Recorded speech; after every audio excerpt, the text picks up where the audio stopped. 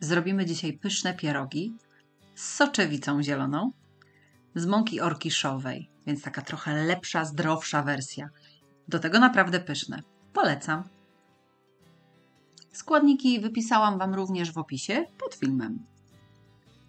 A zaczynamy od soczewicy. Mam zieloną soczewicę suszoną, 400 gramów.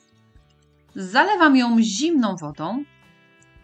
Tej wody mniej więcej tyle, żeby było około 1-2 cm nad poziom soczewicy. Mieszam i odstawiam na około 30 minut, żeby napęczniała. Zobaczcie, jaka się zrobiła gęstsza. Teraz dolewam jeszcze wody, bo widzę, że będzie jej trochę za mało. I stawiam na gaz.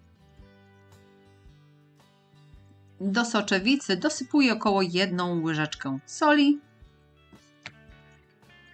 i gotuję na małym ogniu do miękkości. Trwa to około 25-30 minut. Jak Wam woda za bardzo wyparuje, to dolejcie jeszcze odrobinę. Jak jest już miękka, to wyłączamy, odcedzamy i studzimy. Podsmażam również na patelni na odrobinie oleju jedną dużą cebulę pokrojoną w kostkę. Podsmażam, aż mi się zeszkli.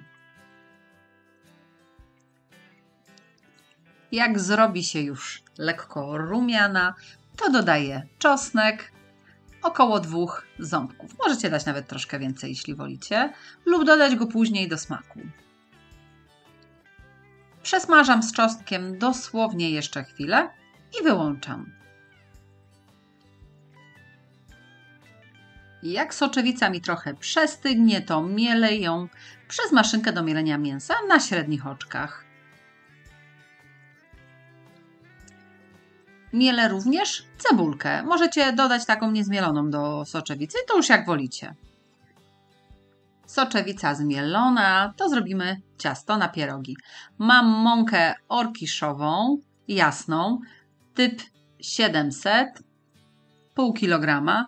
Dodaję łyżeczkę soli i 250 ml mocno gorącej wody. I wyrabiam gładkie ciasto. Dodaję jeszcze do ciasta około 2-3 łyżki oleju. I wyrabiamy gładkie ciasto.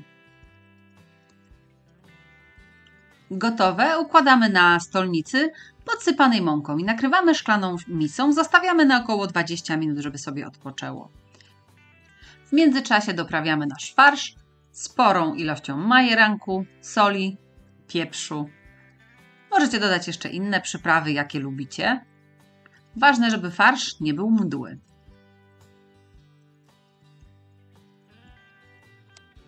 Mieszamy dokładnie i gotowe.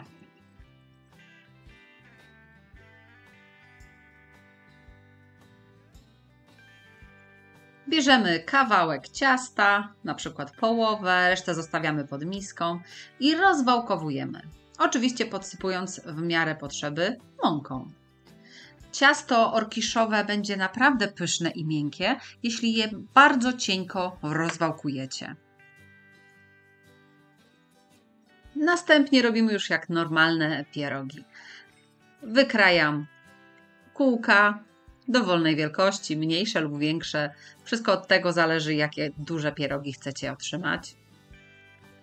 Skrawki ciasta zbieram i wkładam również pod miskę do ciasta, żeby nie obsychało.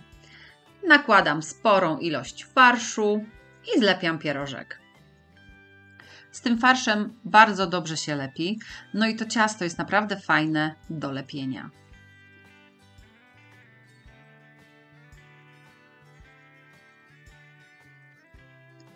Zlepiam i robię sobie taki wzorek. Oczywiście nie jest to konieczne.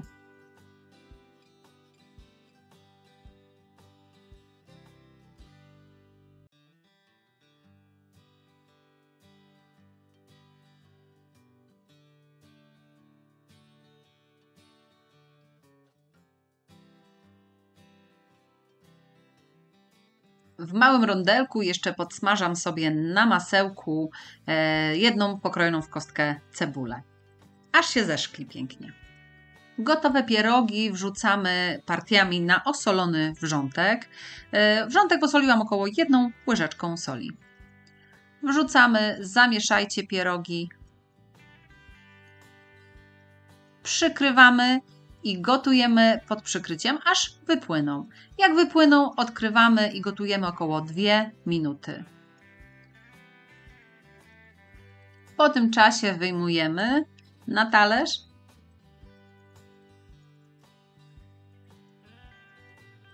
i podajemy polane masełkiem z cebulką.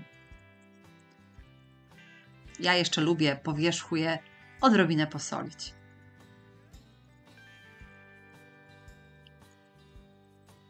I gotowe. Jeśli podobał się Wam mój przepis, to próbujcie zrobić takie w domu. Koniecznie piszcie w komentarzach, czy Wam smakowało. Dajcie łapkę w górę i udostępnijcie dalej mój przepis. Będzie mi bardzo miło. Do usłyszenia.